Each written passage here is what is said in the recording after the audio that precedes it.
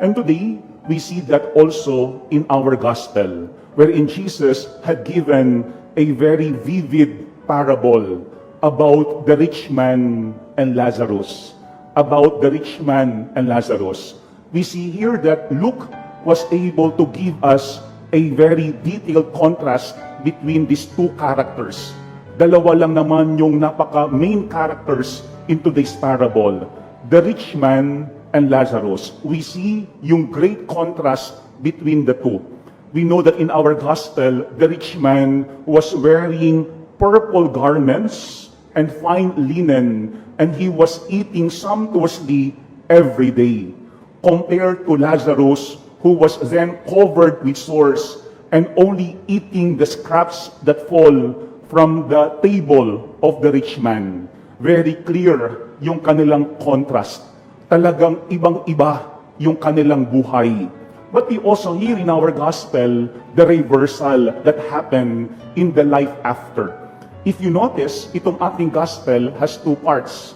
Yung first part is telling us what these two people were experiencing when they were still alive, nung sila ay nabubuhay pa. Pero yung bigger part of our gospel happened in eternity, after they both died, pagkatapos nilang parehong mamatay. And then there we see yung reversal. Nag-iba yung kanilang status in life. Pero if you notice in our gospel, again, Luke was very good in describing what happened not only to the rich man, but also to Lazarus when he died. Ang sabi ng ating gospel is, the rich man also died and was buried. And from the netherworld where he was in torment, he raised his eyes and saw Abraham far off and Lazarus at his side. Yun ang sinabi ng ating gospel, the rich man also died, and he experienced torment after his death. But pay attention on how Luke described what happened to Lazarus. Ang sabi dito, when the poor man pertaining to Lazarus died, he was carried away by angels to the bosom of Abraham. He was carried away by angels to the bosom of Abraham. We see here the comfort that he experienced after he died. Magkaibang-magkaiba yung kanilang pinatunguhan nung pareho silang namatay. Pero I think looking at our gospel, we see three important reminders coming from our gospel today. Three invitations. Number one is the invitation for us to see the other person as a gift. See the other person as a gift. Because here in our gospel, as if Lazarus was invisible to the rich man. Parang hindi niya nakita si Lazaro. Samantalang nasa mismong harapan lamang niya si Lazaro. Lazarus was invisible to the rich man, as if he couldn't see someone in front of him. But we know that Lazarus has a face. And at the same time, it's the only parable wherein Jesus had used a name, Lazarus. Tandaan po natin, maraming talinhagang binigay si Kristo. Pero ito lamang talinhagang ito, nagbigay siya ng pangalan sa tauhan. Ang pangalan ng tauhan na mahirap ay Lazaro. Why? Because Lazarus means, God is my help. Ang Panginoon ang tumutulong sa akin. And that is what we see in the life of this poor man, in the life of Lazarus. Because the rich man was not helping him, but only God is his help. Pero our gospel is also inviting us, number one, to see the other person as a gift. Because nowadays, we see Lazarus around us. Hindi sila faceless. Wherever we go, wherever we are, we see a lot of Lazarus in our society. But sometimes, we only see the person as a gift when the person is helpful to us. If we could use the other person. But our gospel is telling us, see the other person as a gift like Lazarus. Because these people remind us not only of our blessings, the blessings that we receive from God, but the Lazarus in our society also reminds us of the responsibility that comes with the blessings. Lahat tayo binibiyayaan ng Panginoon. Pero tandaan natin, ang bawat biyaya ng Panginoon sa atin, may kalakip na pananagutan na tayo ay tumulong sa ating kapwa. Kasi minsan, ang ating iniisip lamang, blessing yung ating kapwa kapag magagamit natin. Blessing lamang yung ating kapwa kapag mapapakinabangan natin. Blessing lamang yung ating kapwa kapag meron tayong makukuha mula sa kanila. But today, our gospel is telling us, even this poor man, Lazarus, is a blessing to remind us not only what we receive from God, but he is a blessing to remind us of our responsibility whenever we receive blessings coming from God. Sana hindi maging invisible ang mga taong ito sa ating paligid. Sana ating laging makita ang bawat isa bilang biyaya. Hindi dahil meron tayong makukuha o mahihita. Kasi meron silang ipinapaalaala sa atin, yung ating tinanggap na biyaya na tayo ay merong pananagutan para ibahagi ito sa kanila. Pero second, when we look at our gospel, we see that sin blinds us. Sin blinds us. Because the problem of the rich man is not that he is rich. His problem was what?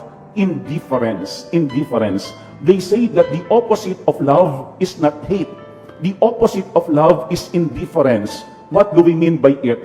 Na wala ka nang makita, na wala ka nang maramdaman. Why? Because when the person is indifferent, he is simply focused on himself. Wala na siyang ibang nakikita kung hindi yung kanyang sarili. Wala nang ibang mahalaga sa kanya kung hindi yung kanyang sarili. Kaya nga, when we look at our gospel, Luke gave us a description of the rich man's status. Ang sabi siya ni Luke, dressed in purple garments and fine linen, and dine sumptuously each day. Parang lahat is about himself. Ang lahat is about what he wears. Ang lahat is about what he eats. Pero wala siyang pakialam kung mayroong tao sa kanyang harapan na halos mamatay sa gutom. That is indifference. Kasi kaya niyang tumulong, kaya niyang magbigay, kaya niyang magpakain, pero hindi niya ginawa. Kaya nga, ano ang kinahinatnan niyaan? Yung sin of omission. When we say omission, we can do something, but we did not do anything. Meron tayong pwedeng gawin, pero tayo ay nagwalang bahala o nagwalang kibo na lamang. Siguro magandang paalaala yan sa atin. No? Because looking at our gospel, we see how sin can blind us. Not to see that there is eternity, that there is heaven. But sin can also blind us not to see the other person. Kasi talagang nag-progress yung sin ng rich man in our gospel. There was the love of money, there was vanity, and then there was pride. Ang kanyang minamahal lamang ay yung kanyang kayamanan at yung kanyang mga ari-arian. Ang lahat, vanity is about himself. Yung pride, ano ang kanyang iniisip? Siya'y laging angat at mataas sa kanyang kapwa. Siguro sometimes we could also be guilty of those sins kapag tayo lamang ay nakafocus on ourselves. But we can only become a blessing to other people when we go out of ourselves and see how we could bless the other. Yan ang pangalawang hamon po ng ating ebanghelyo sa ngayon. Check on how sin could blind a person. Paano ba binubulag ng kasalanan ang isang tao? Yung love of money, yung vanity, yung pride. Kasi kapag ito na yung ating focus, we become indifferent to one another. Kapag ito na yung ating focus, even if we could do something to help the other person, we simply do nothing. Pero yung pangatlo at panghuling point ng ating gospel is that we see that the Word of God can be a good reminder to all of us. The Word of God can be a good reminder to all of us. Kasi ang nangyari po sa last part ng ating gospel is when they both died. Look at what the rich man had said. Ang sabi niya diyan, Father Abraham, have pity on me. Send Lazarus to dip the tip of his finger in water and cool my tongue, for I am suffering torment in these flames. That is something that he could have done to Lazarus, but he didn't. Yun ang pwede niyang gawin, yung tulungan, yung abutan, yung bigyan ng pagkain habang siya'y kumakain at nabubuhay pa. Pero hindi niya yung ginawa. But pay attention on what he said. Father Abraham, it means that person belongs to the people of God because he calls Abraham as his father. But that was the problem. Because while he was living on earth, as if there is no God in his life, as if there are no other people in his life. Walang binabanggit na Panginoon, walang binabanggit na pamilya, walang binabanggit na kapitbahay, walang binabanggit na kaibigan. Ang binabanggit lamang kasuotan at yung kanyang masarap na pagkain.